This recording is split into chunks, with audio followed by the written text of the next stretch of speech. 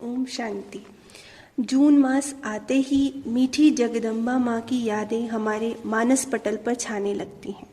परमात्मा की सर्वश्रेष्ठ रचना आदि देवी सरस्वती माँ में निसंदेह ही ऐसी अतुलनीय विशेषताएं रहीं जिनके बल द्वारा उनके लिए परमात्मा ने भविष्य लक्ष्मी पद निश्चित किया।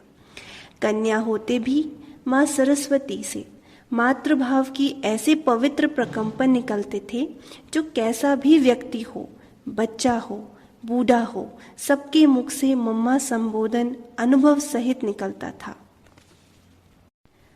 प्रस्तुत है ऐसी ज्ञान वीणा वादनी शीतला माँ के जीवन से कुछ शिक्षाओं भरी झलकियाँ।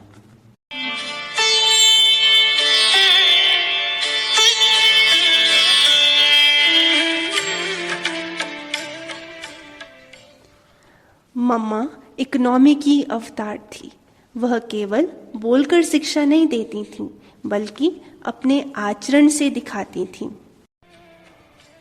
बहनें भंडारे में सेवा कर रही हैं।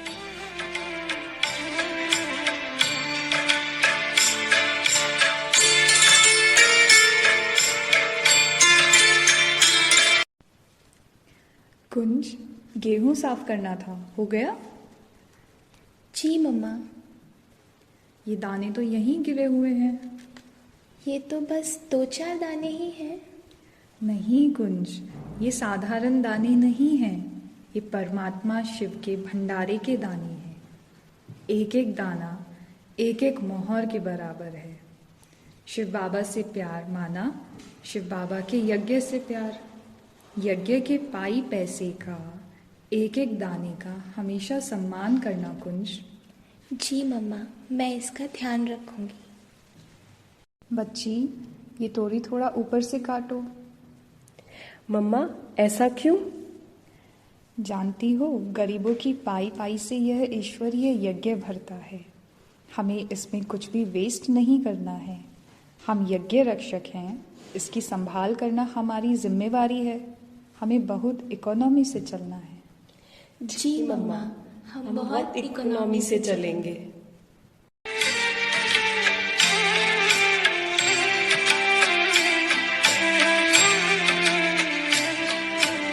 मम्मा की दृष्टि और बोल दुखियों के दुख हरने वाले होते और उन्हें नवजीवन प्रदान करते।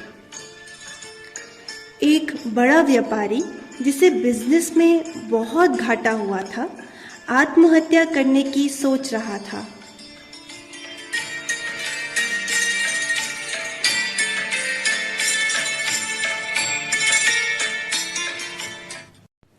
ओम शांति मम्मा। ओम शांति। मम्मा, मैं ऐसा जीवन नहीं जीना चाहता। क्या हुआ बच्चे? मम्मा, इस दुनिया में बहुत दुख है और मैं राजा से रंक बन गया हूँ। बच्चे, यह जीवन तो हार जीत का एक खेल है। इसमें कोई भी आत्मा सुख दुख, मान अपमान, निंदा स्तुति से अछूती हो ही नहीं सकती। शिव बाबा के ज्ञान को गहराई से समझो, योग अभ्यास करो, निमित्त भाव से कार्य व्यवहार करते रहो तो स्वतः सब ठीक हो जाएगा। जी मम्मा।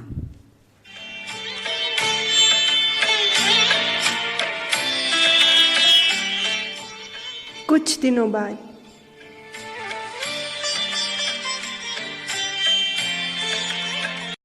ओम शांति मम्मा। ओम शांति। मम्मा, मैं नियमित रूप से राजयोग का अभ्यास कर रहा हूँ और मुझे नया काम भी मिल गया है। आपका बहुत बहुत शुक्रिया मम्मा। मेरा शुक्रिया नहीं, शिव बाबा का शुक्रिया। शुक्रिया बाबा, शुक्रिया।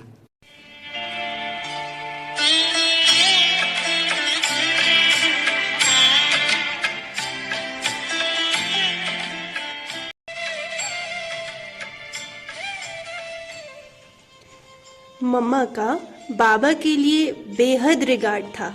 बाबा का कहना और मम्मा का करना होता था। मम्मा का बाबा की बातों पर दृढ़ विश्वास था।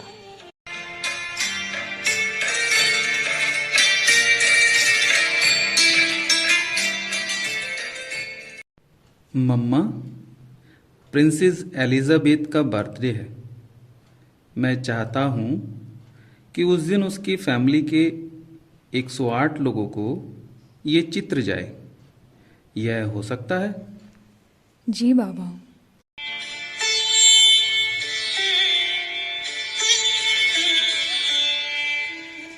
ओम शांति मम्मा। ओम शांति। देखो, मैंने तो बाबा को हाँ कह दिया है। 15 दिन में 108 चित्र बनाने हैं। मम्मा, एक दिन में मुश्किल से 2 से 3 चित्र ही बनते हैं। 15 दिनों में 108 चित्र कैसे बन सकते हैं, आप ही बताइए। बच्ची, हमें कौन बोल रहा है?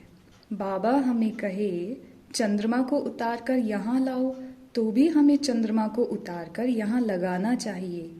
बाबा के मुख से यह वाक्य निकला है, तो कैसे नहीं होगा?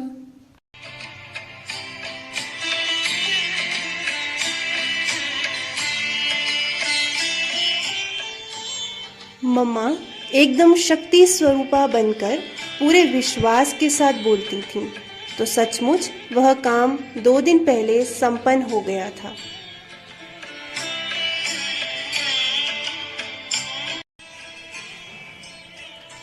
एक बार मम्मा पुणे में थीं।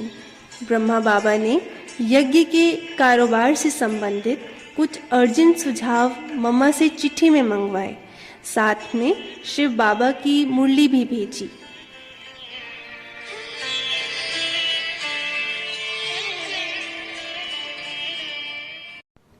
मम्मा, आबू से मुरली आई है और इस पत्र पर बाबा ने अर्जेंट लिखकर भेजा है। मम्मा ने दोनों पत्र लिए और मुरली पढ़ने लगी।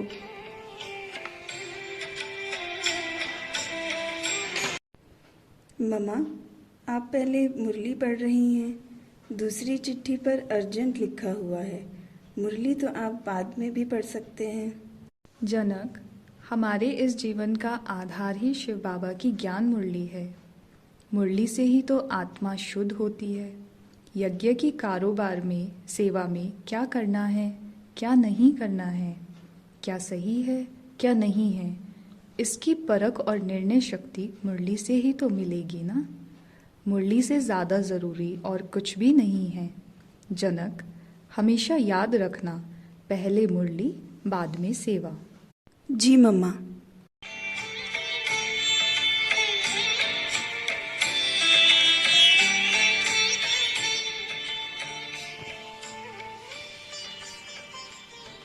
मुरली से प्रेम ही मुरलीधर से प्रेम है। यही मम्मा के जीवन का मंत्र रहा।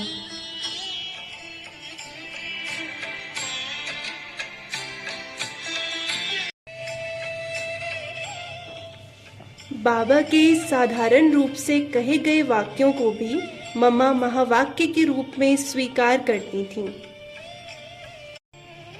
बाबा, मम्मा और प्रेम बहन जी पुराने भवन के हॉल में साथ खड़े हैं।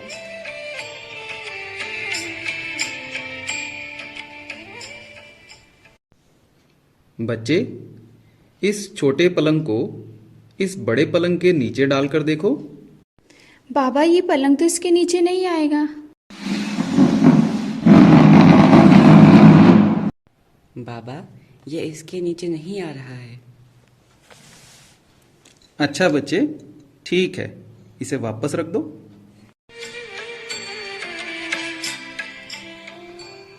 वहां से सबने प्रस्थान किया।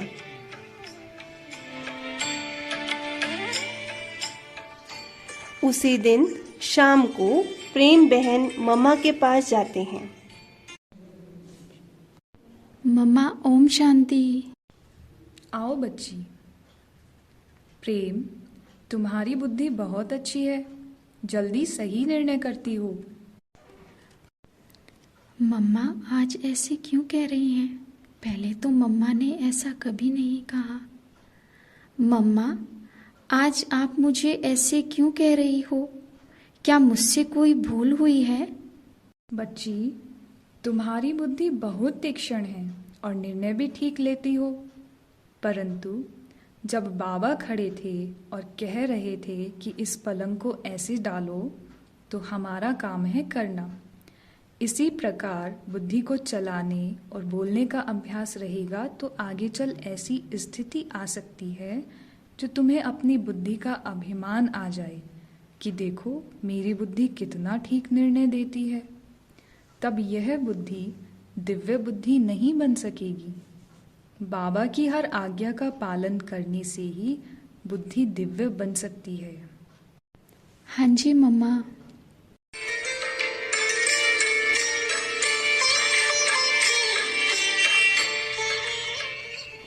जैसे बाबा कहते हैं कि पहले दूसरे की बात को सम्मान दो, फिर उसमें जो कमी हो वह बता दो तो उसे बुरा नहीं लगेगा। ठीक इसी प्रकार मम्मा पहले विशेषता बताकर फिर शिक्षा देती थी।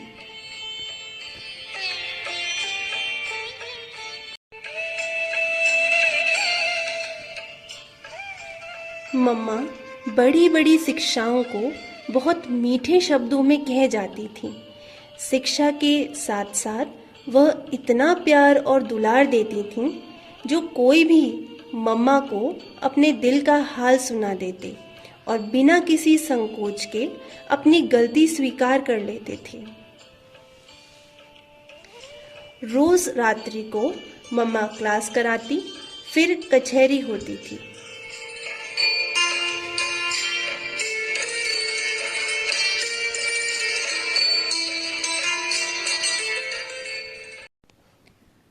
किसी को कुछ पूछना है या किसी से कोई गलती हुई है तो बताओ।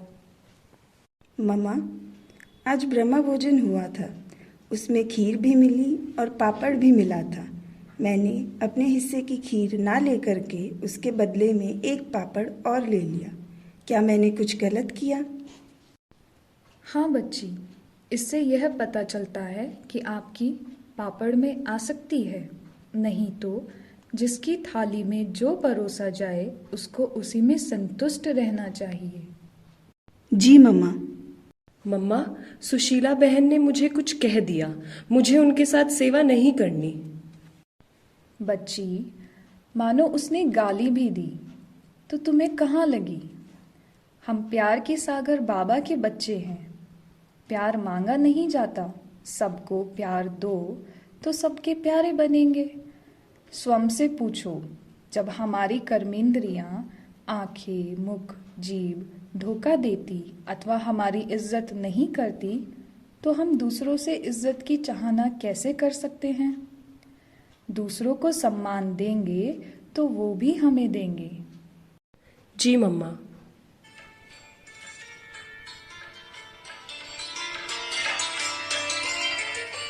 इन्हीं शिक्षाओं के साथ उस दिन की रात्रि कचहरी समाप्त हुई।